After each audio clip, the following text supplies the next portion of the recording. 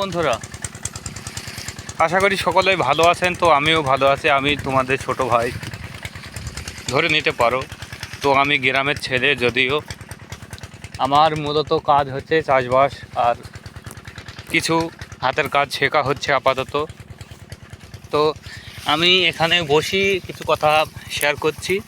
তো আমি সেই সকাল থেকে মাঠেই রয়েছি। তো আজ মাঠে এতক্ষণ আমি বাড়ি চলে যাই, এখন 2-2:30 বেজে গেছে।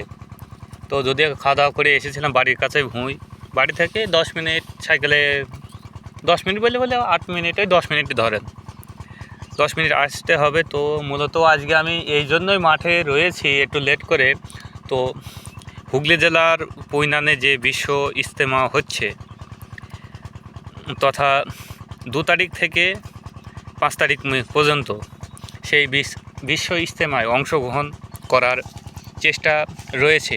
আল্লাহ তাআলা যদি আমাকে হায়াতে বা আমার হায়াত যদি থাকে দেখার, তাহলে অবশ্যই সিদ্ধান্ত নিয়েছি যে সারা জীবন তো এই চাষবাস করেই গেলাম, পড়াশোনা তো আল্লাহর আস্থায় বা আল্লাহর পথে কখনো নিজেকে উপস্থাপন করা হয়ে ওঠেনি।